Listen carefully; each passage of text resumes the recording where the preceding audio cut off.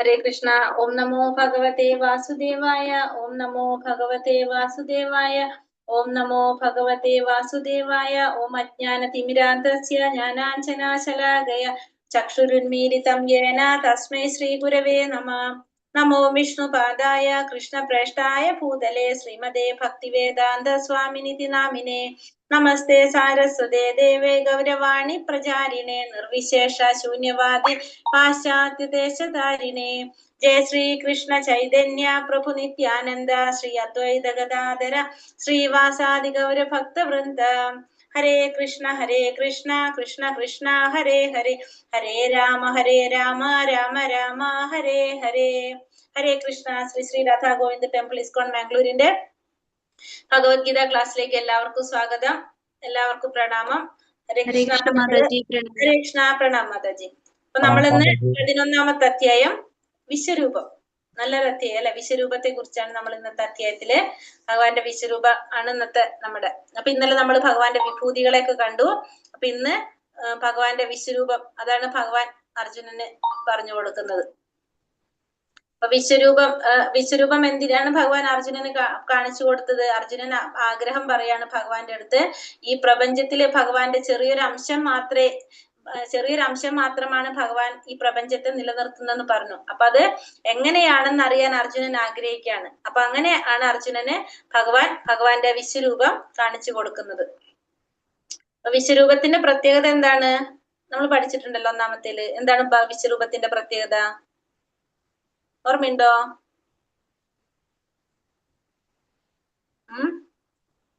ഒരിക്കൽ മാത്രം കാണാൻ കഴിയുന്നത്. ഒരിക്കൽ മാത്രം കാണാൻ കഴിയുന്നല്ല, നമുക്ക് ഈ ഭൗതിക പ്രപഞ്ചത്തില് അതായത് സ്ഥിരമായിട്ട് നിലനിൽക്കുന്നതല്ല. വിശ്വരൂപം എങ്ങനെയല്ല?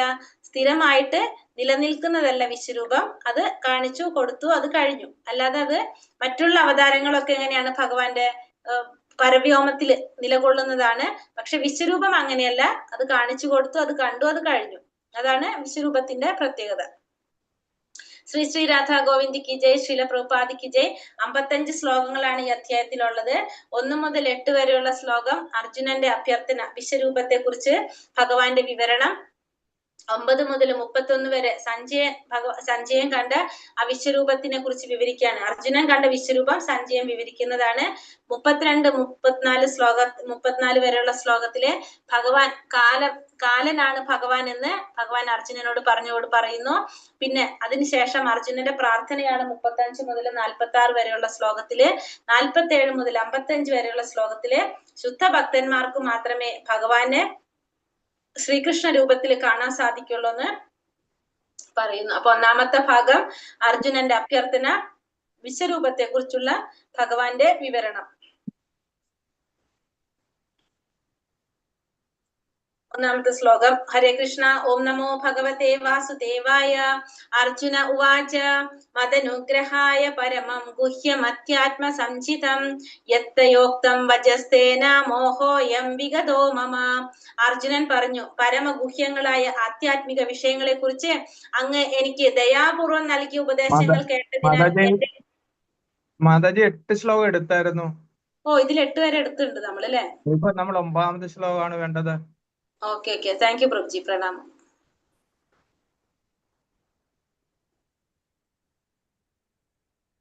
8 വരെ നമ്മൾ എടുത്തു. അപ്പൊ അർജുനന് അർജുനൻ ഭഗവാനോട് ആഗ്രഹം പ്രകടിപ്പിച്ചതനുസരിച്ച് അർജുനൻ എന്താ പറയണത്? എനിക്ക് ഈ വിശ്വരൂപം കാണാനുള്ള യോഗ്യതയുണ്ടെന്ന് അങ്ങ് കരുതുന്നുവെങ്കിൽ എനിക്ക് കാണിച്ചു തരാനാ പറഞ്ഞത്. അപ്പോഴാണ് ഭഗവാൻ എന്ത് ചെയ്യുന്നത്? ശരി എന്ന് പറഞ്ഞിട്ട് അർജുനന് എന്ത് കൊടുക്കാണ്? ദിവ്യ ചക്ഷുസ് കൊടുക്കാണ്. ദിവ്യമായിട്ടുള്ള ചക്ഷുസ് കൊടുക്കാണ് ഭഗവാന്റെ ആ വിശ്വരൂപം കാണാൻ വേണ്ടിയിട്ട്. അപ്പൊ അതുവരെയാണ് നമ്മൾ പറഞ്ഞു നിർത്തിയിട്ടുണ്ടായിരുന്നു. ഞാൻ മറന്നുപോയി.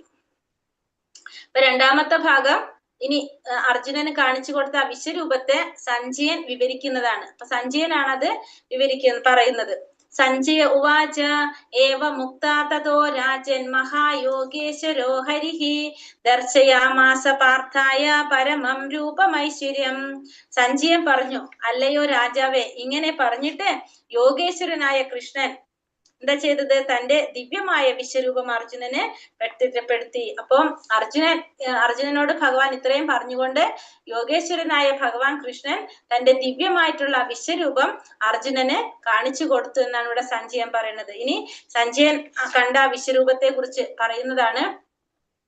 അനേക ഭക്ത നയനം അനേകാത്ഭുത ദർശനം അനേക ദിവ്യാഭരണം ദിവ്യാനേകാധിതായുധം ദിവ്യമാല്യാംബരതരം ദിവ്യഗന്ധാനുലേപനം സർവാശ്ചര്യമയം ദേവം അനന്തം വിശ്വതോമുഖം. ആ വിശ്വവ്യാപ്തമായ രൂപത്തിൽ എണ്ണമറ്റ മുഖങ്ങളും കണ്ണുകളും എണ്ണമറ്റ അത്ഭുത ദൃശ്യങ്ങളും അർജുനൻ കണ്ടു. അനേകം ദിവ്യ ആഭരണങ്ങളാൽ അലങ്കൃതമായ രൂപം അനേകം ദിവ്യ ആയുധങ്ങൾ ഉയർത്തിപ്പിടിച്ചിരിക്കുന്നു. ദിവ്യങ്ങളായ ഗന്ധദ്രവ്യങ്ങൾ ശരീരത്തിൽ പൂശിയിരിക്കുന്നു.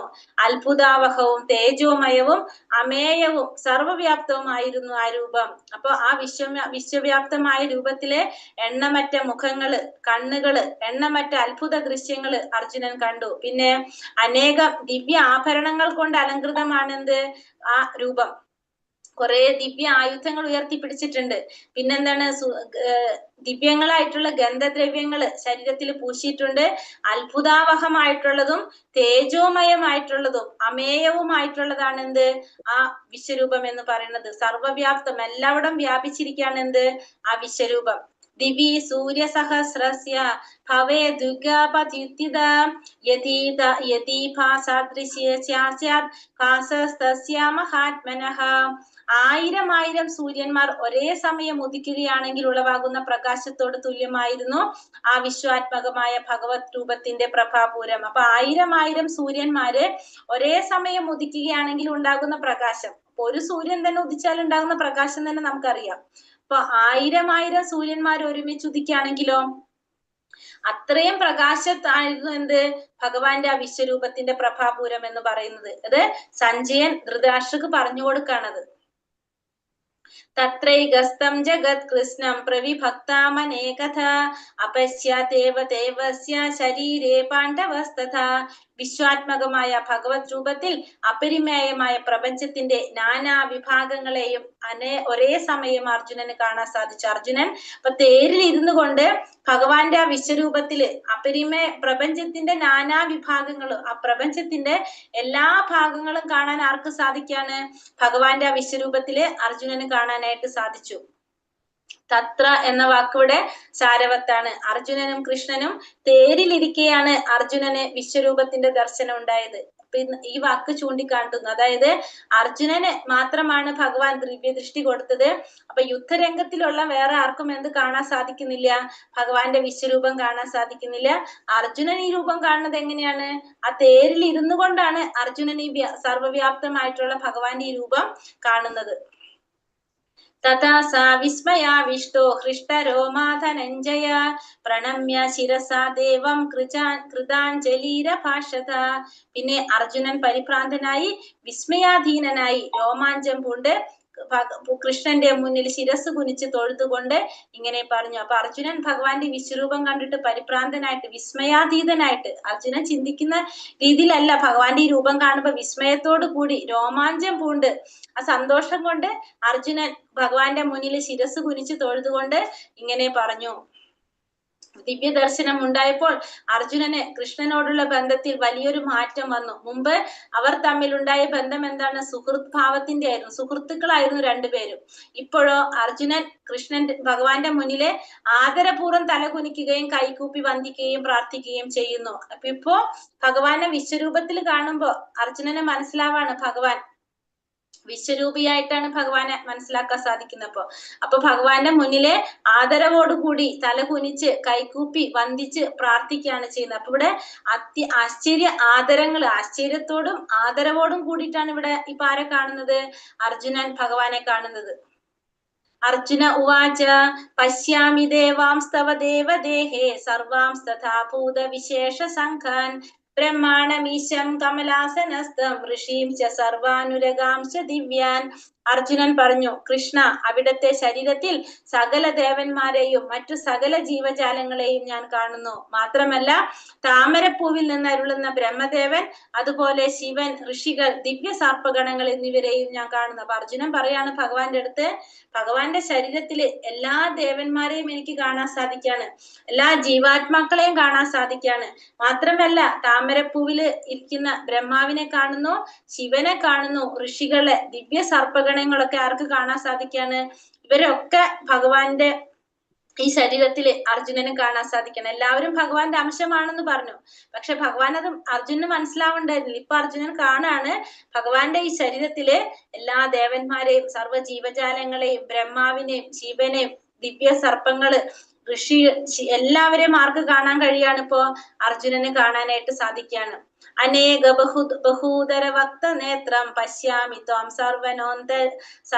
സർവതോനന്ത രൂപം നാന്തം ന മധ്യം ന പുനസ്തവാദീം പശ്യാമി വിശ്വേശ്വര വിശ്വരൂപ. അല്ലയോ ജഗന്നാഥ, ഇപ്പോൾ ഭഗവാൻ എന്താ വിളിക്കുന്നത്? ജഗന്നാഥ, ജഗത്തിന്റെ നാഥ, വിശ്വരൂപ എന്നാണ് അർജുനൻ വിളിക്കുന്നത് ഭഗവാനെ. അങ്ങയുടെ ശരീരത്തിൽ എല്ലായിടത്തും എണ്ണമറ്റ കൈകളും ഉദരങ്ങളും വായുകളും കണ്ണുകളും ഉരുത്തിരിഞ്ഞു വരുന്നു. ഇവയ്ക്ക് അവസാനമില്ല, ആദിയോ മധ്യമോ അന്ത്യമോ കാണുന്നില്ല. അപ്പൊ പറയാണ് ജഗന്നാഥ, വിശ്വരൂപ. അപ്പൊ അങ്ങയുടെ ശരീരത്തിൽ ഇപ്പൊ നോക്കുമ്പോ എന്താണ്? കുറെ കൈകൾ, എണ്ണമറ്റ കൈകളും ഉദരങ്ങളും വായുകളും കണ്ണുകളും ഒക്കെ ഉരുത്തിരിഞ്ഞു വരുന്നതായിട്ടാണ് ആർക്ക് കാണാൻ സാധിക്കുന്നത്? അർജുനന് കാണാൻ സാധിക്കുന്നത്. ഇതിനൊന്നും ഒരു ആദ്യവും മധ്യവും അവസാനമൊന്നും ആർക്ക് കാണാൻ കഴിയുന്നില്ല? അർജുനന് കാണാൻ കഴിയുന്നില്ല. അപ്പൊ എല്ലാതും കുറെ കൈകളും ഉദരങ്ങളും വായുകളും ഒക്കെ ഭഗവാന്റെ ഈ ശരീരത്തില് ഉരുത്തിരിഞ്ഞു വരുന്നതായിട്ട് കാണാണ്. ഇതിന്റെ ഒരു ആദ്യോ മധ്യോ അവസാനം ഒന്നും ആർക്ക് കാണുന്നില്ല? അർജുനന് കാണുന്നില്ല. അപ്പൊ ഇതിങ്ങനെ മുഴുവനും പ്രപഞ്ചം മുഴുവനും വ്യാപിച്ചു നിൽക്കാണ് ഭഗവാന്റെ വിശ്വരൂപം. കിരീടിനം ഗതിനം ചക്രിണം ച തേജോ രാശിം സർവതോ ദീപ്തിമന്തം പശ്യാമി ത്വം ദുർനിരീക്ഷം സമന്ത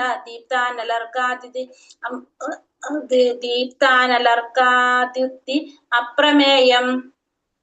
ആളിക്കത്തുന്ന അഗ്നിയുടെയും മധ്യാഹ്ന സൂര്യന്റെയും പ്രകാശം പോലെ ചൂഴെ പരക്കുന്നതും കണ്ണഞ്ചിപ്പിക്കുന്നതുമായ മഹാജ്യോതിസ് കൊണ്ട് ദുർദിശ്യമാണ് അങ്ങയുടെ രൂപം. എങ്കിലും അനേക വിധത്തിലുള്ള കിരീടങ്ങളും ഗദകളും ചക്രങ്ങളും ധരിച്ച തേജോമയമായ ഈ രൂപം ഞാൻ എവിടെയും കാണുന്നു. അപ്പൊ പറയുന്നത് എങ്ങനെയാ പറഞ്ഞത്? ആളിക്കത്തുന്ന അഗ്നി പോലെ, അല്ലെങ്കിൽ മധ്യാഹ്ന സൂര്യൻ പോലെ. മധ്യാഹ്ന സമയത്ത് സൂര്യന്റെ പ്രത്യേകത എന്താണ്? നമുക്ക് നോക്കിക്കഴിഞ്ഞാൽ നമ്മുടെ കണ്ണിലേക്ക് ഇങ്ങനെ പ്രകാശം അടിച്ചിട്ട് നമുക്ക് കണ്ണഞ്ചിപ്പിക്കുന്ന പ്രകാശമാണ് ആ സമയത്ത്. അതുപോലെ തന്നെയാണ് ആളിക്കത്തുന്ന അഗ്നി. നമുക്ക് നേരെ നോക്കാൻ സാധിക്കില്ല. അതേപോലെ മഹാജ്യോതിസ് കൊണ്ട് ദുർദിശ്യമാണ് എന്ത്? ഭഗവാന്റെ ഈ രൂപം. അനേക വിധത്തിലുള്ള കിരീടങ്ങളും ഗദകളും ചക്രങ്ങളും ധരിച്ച ഈ തേജോമയമായിട്ടുള്ള രൂപം എല്ലാവരും കാണാൻ ആർക്ക് സാധിക്കാണ്? അർജുനന് സാധിക്കാണ്. അപ്പൊ അത് ദുർദിശ്യമായിട്ടാണ് പറയുന്നത്. അപ്പൊ അർജുനൻ തന്റെ വിശ്വരൂപത്തിലെ തന്റെ സാക്ഷാത്കാരങ്ങൾ വെളിപ്പെടുത്തുന്നതാണ് അടുത്ത ശ്ലോകങ്ങള്. കൂടെ എന്താണ് ഭഗവാനെ കണ്ടപ്പോ അർജുനൻ പറയുന്നത്? എന്തൊക്കെ പറയുന്നത്? ത്വമക്ഷരം പരമം വേദിതവ്യം ത്വമസ്യ വിശ്വസ്യ പരം നിധാനം ത്വമവ്യയ ശാശ്വത ധർമ്മഗോപ്ത സനാതനസ്ത്വം പുരുഷോ മതോ മേ. ആദിമമായ പരമലക്ഷ്യം അങ്ങാണ്. ഈ ജഗത്തിന്റെ അന്തിമ വിശ്രമ സ്ഥാനവും അങ്ങ് തന്നെയാണ്. അവ്യയനും പുരാതനും ശാശ്വത ധർമ്മത്തിന്റെ സംരക്ഷകനുമായ ചിത്പുരുഷൻ അങ്ങാണെന്ന് ഞാൻ വിശ്വസിക്കുന്നു. അപ്പോൾ ഇവിടെ പറയുന്നത് അങ്ങാരാണ്? ആ പരമലക്ഷ്യം, എല്ലാവരുടെയും ആദിമമായിട്ടുള്ള പരമലക്ഷ്യം അങ്ങ് തന്നെയാണ്. ഈ ജഗത്തിന്റെ അന്തിമ വിശ്രമസ്ഥാനം, ഈ എല്ലാവരുടെയും അവസാനത്തെ വിശ്രമസ്ഥാനം ആര് തന്നെ? അങ്ങ് തന്നെയാണ്. അവ്യയനും പുരാതനും ശാശ്വത ധർമ്മത്തിന്റെ സംരക്ഷകനും ആനാര്? അങ്ങാണ്. ചിത്പുരുഷൻ അങ്ങാണ് എന്ന് ആര് പറയാണ്? അർജുനൻ പറയാണ്. അപ്പോ എല്ലാറ്റിന്റെയും വിശ്രമസ്ഥാനം ആരിലാണ്? ഭഗവാനിലാണ്. എല്ലാത്തിന്റെ ഉറവിടവും ഭഗവാനിലാണ്. ഭഗവാൻ അവ്യയനാണ്, പുരാതനാണ്, ശാശ്വത ധർമ്മത്തിന്റെ സംരക്ഷകനും ആര് തന്നെയാണ്? ഭഗവാൻ തന്നെയാണെന്ന് അർജുനൻ പറയാണ്. അനാദിമധ്യാന്തം അനന്ത വീര്യം അനന്ത ബാഹും ശശി സൂര്യ നേത്രം പശ്യാമി ത്വം തീർത്ഥ ഹുദാശവക്രം സ്വതേജസാ വിശ്വമിതം ദബന്ധം. അവിടേക്ക് തുടക്കമോ മധ്യമോ അവസാനമോ ഒന്നുമില്ല. അമേയമാണ് അങ്ങയുടെ പ്രഭാവം. അനേകം കൈകളും സൂര്യചന്ദ്രന്മാരാകുന്ന കണ്ണുകളും അങ്ങേക്കുണ്ട്. വായിൽ നിന്ന് തീ പാളുന്നു. അങ്ങയുടെ തേജസ്സാൽ ലോകമെമ്പാടും ജ്വലിക്കുന്നതായിട്ടും ഞാൻ കാണുന്നുണ്ട്. അപ്പൊ അവിടേക്ക് എന്തില്ല, തുടക്കവും മധ്യവും അവസാനമൊന്നും അങ്ങേക്ക് കാണുന്നില്ല. അപ്പൊ ഇതിന് തുടക്കവും മധ്യവും അവസാനമൊന്നും കാണുന്നില്ല. അമേയമാണ്. നമുക്ക് ചിന്തിക്കുന്നതല്ല ഭഗവാന്റെ ആ പ്രഭാവം എന്ന് പറയുന്നത്. അത് ആശ്ചര്യമായിട്ടുള്ള തന്നെയാണ്. അനേകം കൈകളുണ്ട്, സൂര്യചന്ദ്രന്മാരാകുന്ന കണ്ണുകൾ. അപ്പൊ ഭഗവാന്റെ കണ്ണുകളെ ആരായിട്ടാ പറയുന്നത്? സൂര്യചന്ദ്രന്മാരാണ് ഭഗവാന്റെ കണ്ണുകൾ എന്ന് പറയുന്നു. പിന്നെ വായിൽ നിന്നാണെങ്കിലോ തീപാളാണ്. അങ്ങയുടെ തേജസ് കൊണ്ട് ഈ ലോകം മുഴുവനും ജ്വലിക്കുന്നതായിട്ടാണ് ആര് കാണുന്നത്? അർജുനൻ കാണുന്നത്. അപ്പൊ ഭഗവാന്റെ ആ പ്രഭാവത്തെ കുറിച്ച് അർജുനൻ ഇവിടെ പറയാണ്. കൃഷ്ണന്റെ വൈഭവത്തെ പറ്റി എത്ര വട്ടം ആവർത്തിക്കുന്നതും സാഹിത്യപരമായി ഒരു ദൗർബല്യമല്ലെന്നാണ് ശാസ്ത്രമത. അപ്പൊ ശാസ്ത്രത്തിൽ പറയുന്നത് ഭഗവാനെ കുറിച്ചിട്ട്, ഭഗവാന്റെ ഐശ്വര്യങ്ങളെ കുറിച്ച്, ഭഗവാന്റെ വൈഭവങ്ങളെ കുറിച്ച് എത്ര വട്ടം ആവർത്തിച്ച് പറയുന്നതും ഒരിക്കലും എന്തല്ല, ദൗർബല്യമല്ല എന്നാ പറയുന്നത്. അപ്പൊ സംഭ്രാന്തി കൊണ്ടും ആശ്ചര്യത്താലും വികാരാവേശം കൊണ്ടും ഒരിക്കൽ പറഞ്ഞത് തന്നെ വീണ്ടും വീണ്ടും ആവർത്തിച്ച് ഭഗവാനെ കുറിച്ച് പറയുന്നത് ഒരിക്കലും എന്തല്ല, തെറ്റല്ല എന്നാണ് ശാസ്ത്രങ്ങളില് പറയുന്നത്. ഇനി കാലരൂപത്തെ കുറിച്ചുള്ള അർജുനന്റെ വിവരണം. അപ്പൊ ഇവിടെ ഭഗവാനെ കണ്ട് അർജുനൻ വളരെയധികം വിസ്മയത്തോടു കൂടി, ആശ്ചര്യത്തോടു കൂടി ഭഗവാനെ കുറിച്ച് വർണ്ണിക്കുകയാണ്. ഇനി ഇവിടെ എന്താ പറയുന്നത്? ദ്യാവാ പൃഥിവ്യോരിത അന്തരം ഹി വ്യാപ്തം ത്വയൈകേന ദിശശ്ച സർവഃ ദൃഷ്ടാദ്ഭുതം രൂപമുഗ്രം തവേദം ലോകത്രയം പ്രവ്യഥിതം മഹാത്മാൻ. അങ്ങ് ഏകനാണെങ്കിൽ കൂടി ഭൂമി ആകാശങ്ങളും സർവദിക്മുഖങ്ങളും അങ്ങയാൽ വ്യാപിക്കപ്പെട്ടിരിക്കുന്നു.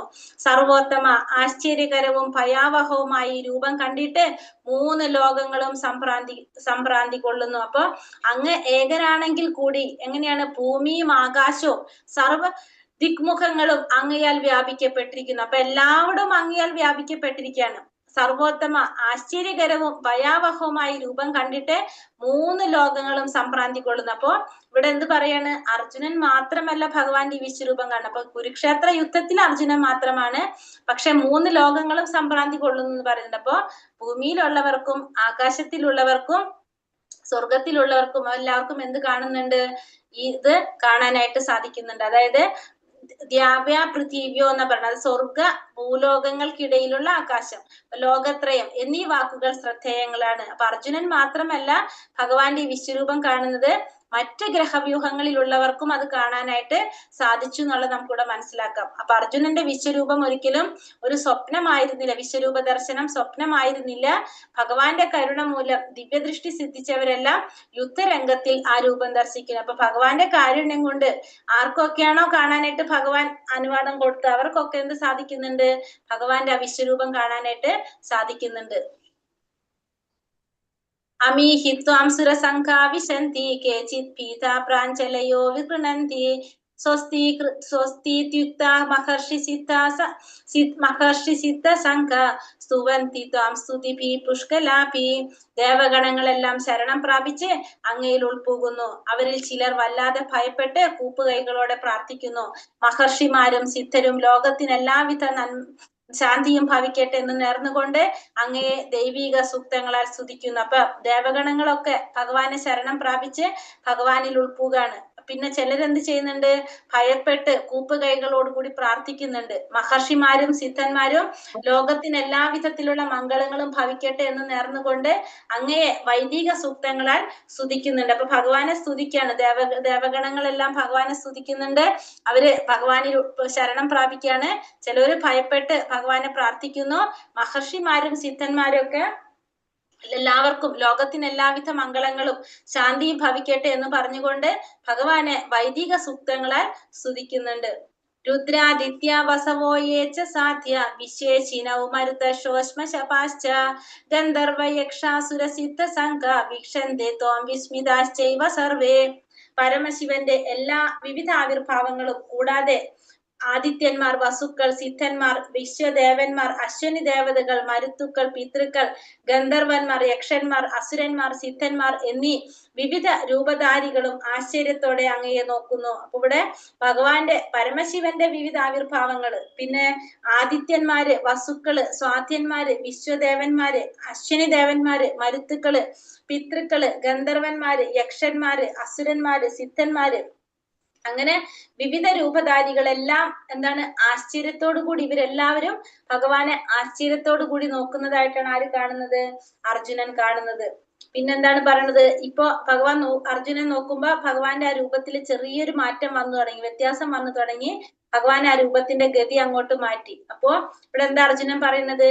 രൂപം മഹത്തെ ബഹുവക്ത്ര നേത്രം മഹാബാഹോ ബാഹൂരുദ്രൂപം ബാഹൂരുപാദം ബഹൂദരം ബഹുദംഷ്ടാകരാളം ദൃഷ്ട്വാ ലോകാ പ്രവിധിതാസ്തപാദാഹം. മഹാബാഹോ, എല്ലാ ഗ്രഹങ്ങളും അവയിൽ വാഴുന്നവരും ഭയാകുലരാണ്. അനേകം മുഖങ്ങളും കാലുകളും ഉദരങ്ങളും അസംഖ്യം ഭീകര ദ്രംഷ്ടകളുമുള്ള അങ്ങയുടെ വിശ്വരൂപം കണ്ടിട്ട് സർവ്വലോക നിവാസികളും ഞാനും അസ്വസ്ഥരാകുന്നു. അപ്പൊ ഇവിടെ എന്ത് സംഭവിച്ചു? ദ്രംഷ്ടകൾ വന്നു, ഭീകരമായിട്ടുള്ള ദ്രംഷ്ടകൾ വന്നു ഭഗവാന്. അപ്പൊ ഇവിടെ പറയുന്നത് എല്ലാ ഗ്രഹങ്ങളും അവയിൽ വാഴുന്നവരെല്ലാവരും എങ്ങനെയാണ് ഇപ്പൊ ഭയപ്പെടാൻ തുടങ്ങി.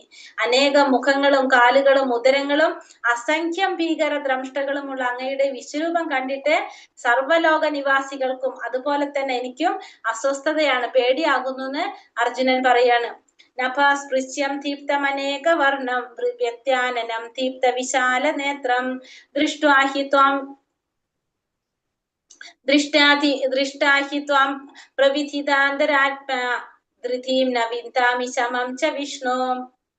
അല്ലയോ സർവവ്യാപിയായ വിഷ്ണു, ആകാശം മുട്ടുന്ന അങ്ങയെ അനേക വികിരവർണ്ണജാലകളോട് കൂടിയും പിളർന്ന വായോട് കൂടിയും തിളങ്ങുന്ന വലിയ കണ്ണുകളോട് കൂടിയും കണ്ടിട്ട് എന്റെ മനസ്സ് ഭയം കൊണ്ട് അസ്വസ്ഥനാകുന്നു. എനിക്ക് എന്റെ സ്ഥൈര്യത്തെയോ മനസ്സിന്റെ സന്തുലത്തെയോ നിലനിർത്താൻ കഴിയുന്നില്ല. അപ്പൊ അർജുനൻ ഇപ്പൊ പേടിയായി. കാരണം ഭഗവാൻ എന്ത് ചെയ്തു? ഭഗവാൻ നേരത്തെ കാണിച്ച ആ വിശ്വരൂപത്തിൽ നിന്ന് ഇപ്പൊ കുറച്ച് മാറ്റം വന്നു. എന്ത് വന്നു? ദ്രംഷ്ടകളൊക്കെ വന്നു, രൂപത്തിന്റെ ഗതി അങ്ങോട്ട് മാറ്റി. അപ്പൊ അർജുനൻ ഭഗവാനോട് പറയാണ്, പിളർന്ന വായ, അങ്ങനെ വികിരവർണ്ണജാലങ്ങളോട് കൂടി പിളർന്ന വായ, പിന്നെ തിളങ്ങുന്ന കണ്ണുകള് ഒക്കെ കണ്ടിട്ട് ഭയം വരാണ് അർജുനൻ ഭഗവാന്റെ ഈ രൂപത്തിൽ കണ്ടിട്ട്. സ്ഥൈര്യവും അതുപോലെ തന്നെ മനസ്സിന്റെ സന്തുലിതാവസ്ഥയ്ക്ക് ആരുടെ നഷ്ടപ്പെട്ടു? അർജുനന്റെ നഷ്ടപ്പെട്ടു. അതൊന്നും നിലനിർത്താനായിട്ട് അർജുനന് കഴിയുന്നില്ല എന്നാണ് അർജുനൻ പറയുന്നത്. ദ്രംഷ്ടാകരാളാനി ച തേ മുഖാനി ദൃഷ്ടൈവ കാലാനല സന്നിഭാനി ദിശോ ന ജാനേന ലഭേച്ച ശർമ്മ പ്രസീദ ദേവേശ ജഗന്നിവാസ. ലോകനാഥനായ ദേവദേവ പ്രസാദിക്കണേ. പാളുന്ന കാലാഗ്നിജ്വാലകളെ പോലിരിക്കുന്ന ദ്രംഷ്ടാകരളങ്ങളായിട്ടുള്ള അങ്ങയുടെ മുഖങ്ങൾ കണ്ടിട്ട് എനിക്ക് സമനില തെറ്റുന്നു, ദിക്ഭ്രമം അനുഭവപ്പെടുന്നു. അപ്പോ ലോകനാഥനായ ദേവദേവ പ്രസാദിക്കണേ എന്നാണ് പറയുന്നത്. പാളുന്ന കാലാഗ്നിജ്വാലകളെ പോലിരിക്കുന്ന ഈ ദ്രംഷ്ടാകരളങ്ങളായിട്ടുള്ള അങ്ങയുടെ മുഖങ്ങൾ കണ്ടിട്ട് എന്റെ സമനില തെറ്റാണ്, എനിക്ക് എന്ത് സംഭവിക്കുന്നു? ദിക്ഭ്രമം അനുഭവപ്പെടുന്നു. കൂടെ അർജുനൻ ഭഗവാന്റെ ആ രൂപം കണ്ടിട്ട് അർജുനൻ പേടിച്ചിട്ട് അർജുനൻ പറയാണ്, എന്റെ സമനില തെറ്റാണ്, എനിക്ക് ദിക്ഭ്രമം സംഭവിക്കുന്നു എന്നാണ് അർജുനൻ പറയുന്നത്. അപ്പൊ ഇവിടെ അർജുനൻ എന്താ കാണുന്നത്? ഇപ്പോ അമീചത്വാം ധൃതരാഷ്ട്രസ്യ പുത്ര സർവേ സഹൈവാവനിപാല സംഖ്യേ ഭീഷ്മോ ദ്രോണ സൂതപുത്രസ്തഥാസൗ സഹാസ്മദീയൈരപിയോധമുഖേ വക്താനി തേ ത്വരമാണോ വിശന്തി ദ്രംഷ്ടാകരാളാനി ഭയാനകാനി കേചിത് ലഗ്നാ ദശനാന്തരേഷു സാദൃശ്യന്തെ ചൂർണിതൈരത്തമാങ്കേ. അർജുനൻ ഇപ്പൊ എന്താ കാണുന്നത്? ധൃതരാഷ്ട്രപുത്രന്മാരെല്ലാവരും, അവരെ സഹായിക്കുന്ന രാജാക്കന്മാര്, ഭീഷ്മര്, കർണൻ, ഇവരൊക്കെ പിന്നെ നമ്മുടെ യോദ്ധാക്കളിൽ പ്രമുഖരുമെല്ലാം അങ്ങയുടെ ഭീകരങ്ങളായിട്ടുള്ള വായ്ക്കുള്ളിലേക്ക് അതിവേഗത്തിൽ കടന്നു പോകുന്നതായിട്ടാണ് ആര് കാണുന്നത്? അർജുനൻ കാണുന്നത്. ആ ദ്രംഷ്ടകൾക്കിടയിൽപ്പെട്ട് ചിലരുടെ ശിരസ്സുകൾ ചതഞ്ഞറിയുന്നു. അപ്പൊ പലരുടെ ശിരസ്സുകളും ഈ ദ്രംഷ്ടകളിടയിൽ പെട്ടിട്ട് ചെതഞ്ഞറിയുന്നതായിട്ട് കാണാണ്. ധൃതരാഷ്ട്രപുത്രന്മാരും പിന്നെ ഇവരുടെ പ്രമുഖരായിട്ടുള്ള യോദ്ധാക്കളും എല്ലാം എന്താണ്? ഭഗവാന്റെ ഈ ഭീകരമായിട്ടുള്ള വായ്ക്കുള്ളിലേക്ക് അതിവേഗത്തിൽ കടന്നു പോകുന്നത് അർജുനൻ കാണാണ്. യഥാ നദീനാം ബഹവോംബുവേഗ സമുദ്രമേവാഭിമുഖാ ദ്രവന്തി തഥാ തവാമി നരലോക വീര വിശന്തി ഭക്താനപി വിജ്വലന്തി. നദീപ്രവാഹങ്ങളെല്ലാം സമുദ്രത്തിലേക്ക് തന്നെ പാഞ്ഞൊഴുകുന്നത് പോലെ ജ്വലിച്ചുകൊണ്ട് ഈ യോദ്ധാക്കൾ അങ്ങയുടെ വായുകളിലേക്ക് കടക്കുന്നു. അപ്പോ എപ്രകാരമാണോ നദികളെല്ലാം പ്രവഹിച്ച് സമുദ്രത്തിലേക്ക് പാഞ്ഞെത്തുന്നത്, അതേപോലെ തന്നെ ഈ യോദ്ധാക്കളെല്ലാം എന്താണ്? അങ്ങയുടെ വായ്ക്കുള്ളിലേക്ക് കടന്നു വരുന്നതായിട്ടാണ് ആർക്ക് മനസ്സിലാകുന്നത്? അർജുനന് മനസ്സിലാകുന്നത്. യഥാ ദീപ്തം യഥാ പ്രദീപ്തം ജ്വലനം പതംഗ വിശന്തി നാശായ സമൃദ്ധവേഗ തഥൈവ നാശായ വിശന്തി ലോക തവാപി വക്താനി സമൃദ്ധവേഗ.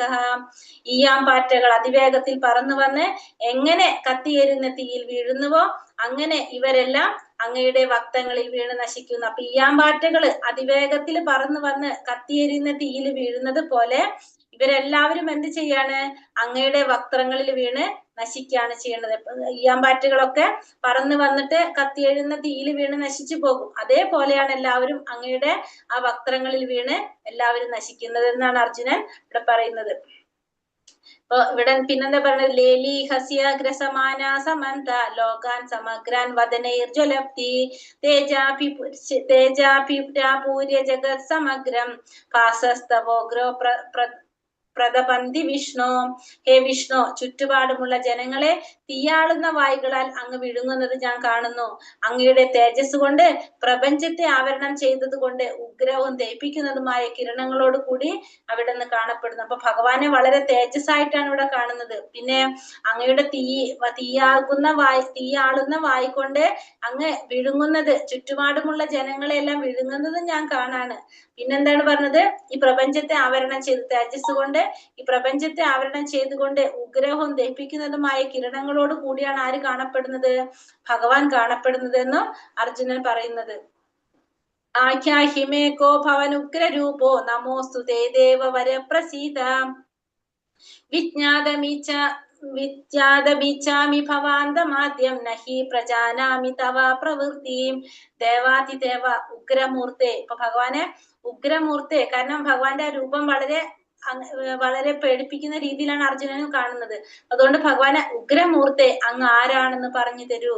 ഞാൻ അങ്ങയെ പ്രണമിക്കുന്നു, എന്നിൽ കണിയണമേ. ആദ്യ പുരുഷനായ അങ്ങയെ എനിക്കറിയണം. അങ്ങയുടെ ദൗത്യം എന്തെന്ന് എനിക്ക് മനസ്സിലാകുന്നില്ല. അപ്പൊ അർജുനൻ നേരത്തെ കണ്ട ഭഗവാന്റെ രൂപമല്ലേ ഇപ്പൊ കാണുന്നത്. അപ്പൊ അങ്ങ് ആരാണെന്ന് എനിക്ക് മനസ്സിലാകുന്നില്ല, അങ്ങയുടെ ദൗത്യം എന്തെന്ന് എനിക്ക് മനസ്സിലാകുന്നില്ല, അങ്ങ് ആരാണെന്ന് പറഞ്ഞു തരുമെന്നാണ് ഇപ്പോൾ അർജുനൻ ഭഗവാനോട് പറയുന്നത്. ഇനി ഭഗവാൻ ആരാണെന്ന് പറഞ്ഞു കൊടുക്കാണ് അടുത്ത ശ്ലോകത്തിൽ അർജുനോട്. ശ്രീ ഭഗവാനുവാച കാലോസ്മി ലോകക്ഷയകൃത് പ്രവൃത്തോ ലോകാൻ സമാഹർത്തുമിഹ പ്രവൃത്ത ഋതേപി ത്വാം ന ഭവിഷ്യന്തി സർവേ യേവ സ്ഥിതാ പ്രത്യഗ്നികേഷു യോധ. പരമദിവ്യോത്തമ പുരുഷനായിട്ടുള്ള ഭഗവാൻ പറഞ്ഞു, സമസ്ത ലോകങ്ങളെയും സംഹരിക്കുന്ന കാലമാകുന്നു ഞാൻ. ഈ കാണുന്ന ജനങ്ങളെയെല്ലാം നശിപ്പിക്കാനാണ് ഞാൻ ഇവിടെ സന്നിഹിതനായിരിക്കുന്നത്. നിങ്ങൾ പാണ്ഡവരൊഴികെ 2 കക്ഷിയിലും പെട്ട യോദ്ധാക്കൾ എല്ലാവരും കൊല്ലപ്പെടും. അപ്പോ ഞാൻ ആരാണ്? കാലമാകുന്നു ഞാൻ. ഈ കാണുന്ന ജനങ്ങളെല്ലാം നശിപ്പിക്കാനാണ് ഞാൻ ഇവിടെ സന്നിഹിതനായിരിക്കുന്നത്. അപ്പോ നിങ്ങൾ പാണ്ഡവരൊഴികെ 2 കക്ഷിയിലും പെട്ട യോദ്ധാക്കൾ എല്ലാവർക്കും എന്ത് സംഭവിക്കും? കൊല്ലപ്പെടുമെന്ന് ഭഗവാൻ ഇവിടെ പറയാണ് അർജുനനോട്. അപ്പൊ ഞാൻ കാലമാകുന്നു എന്നാണ് ഭഗവാൻ ഇവിടെ പറയുന്നത്. അർജുനന് യുദ്ധം ചെയ്യാൻ താല്പര്യമില്ലായിരുന്നു. യുദ്ധം ചെയ്യാതിരിക്കുന്നതാണ് നല്ലതെന്ന് അർജുനൻ വിചാരിച്ചു. കാരണം അപ്പൊ അസ്വസ്ഥതകൾ ഉണ്ടാവില്ല. അപ്പോ ഭഗവാൻ ഇവിടെ പറയാണ്, നീ പൊരുതിയായാലും ഇല്ലെങ്കിലും ശരി ഇവർക്കൊക്കെ എന്ത് സംഭവിക്കും? മരണം സംഭവിക്കും. കാരണം അത് ഭഗവാന്റെ നിശ്ചയമാണ്. അപ്പൊ അർജുനൻ യുദ്ധം ചെയ്തില്ല എങ്കിൽ വേറൊരു തരത്തിലായിരിക്കും അവർക്ക് മരണം സംഭവിക്കുക. പക്ഷെ അവർക്ക് മരണം സംഭവിക്കും എന്നുള്ളത് ഉറപ്പായിട്ടുള്ള കാര്യമാണെന്നുള്ളത് ഇവിടെ ഭഗവാൻ പറയാണ്. തസ്മാത് ത്വമുത്തിഷ്ഠ യശോ ലഭസ്സോ ജിത്വാ ശത്രുൻ പുങ്ക്ഷ രാജ്യം സമൃദ്ധം മയൈവ തേ നിഹതാ പൂർവമേവ നിമിത്ത മാത്രം ഭവ സവ്യസാചിൻ. അപ്പൊ ഭഗവാൻ എന്താ പറയണത്? അതുകൊണ്ട് നീ എഴുന്നേറ്റ് പൊരുതി യശസ് നേടാൻ തയ്യാറാകൂ. ശത്രുക്കളെ ജയിച്ചിട്ട് സമൃദ്ധമായ രാജ്യം ഭരിക്കൂ. ഞാൻ അവരെ മുമ്പ് തന്നെ കൊന്നു കഴിഞ്ഞു. നീ കേവലം ഒരായുധമാകുന്നേ ഉള്ളൂ, സവ്യസാചീൻ എന്നാ പറഞ്ഞപ്പോ ഇതിനു മുന്നേ എല്ലാവരെയും ഞാൻ ഓൾറെഡി വധിച്ചു കഴിഞ്ഞു. നീ എന്ത് ചെയ്താൽ മതി?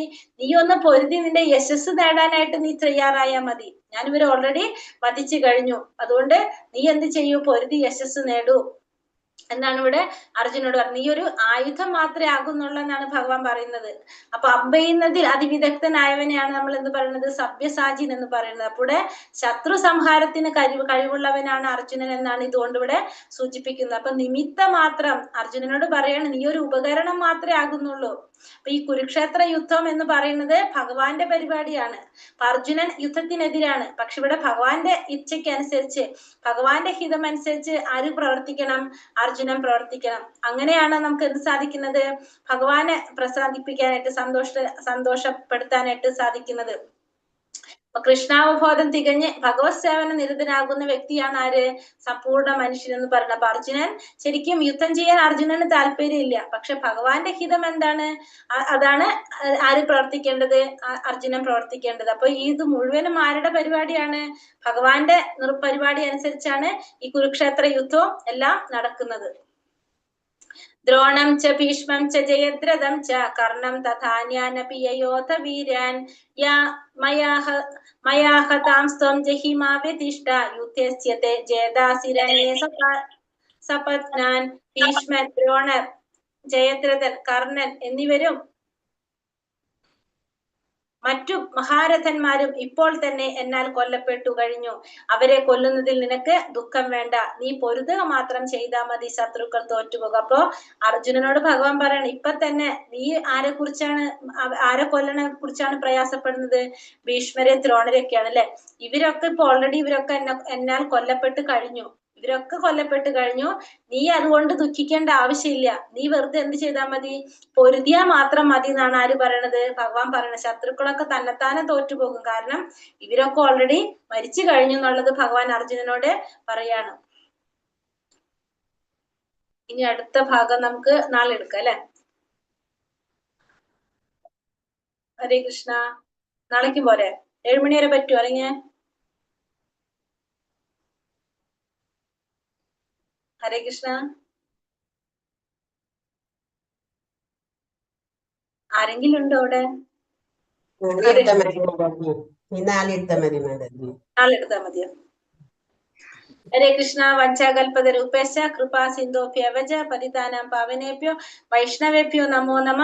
അനന്തകോടി വൈഷ്ണവ ഭക്തവൃന്ദി കി ജയ്. ശ്രീല പ്രഭുപാദ് കി ജയ്. ഗുരുദേവ് കി ജയ്. നിത്തായ് ഗൗരപ്രമാനന്ദേ. ഹരി ഹരി ബോൾ. ഹരേ കൃഷ്ണ. അപ്പൊ നമുക്ക് അടുത്ത ഭാഗം നാളെ എടുക്കാം.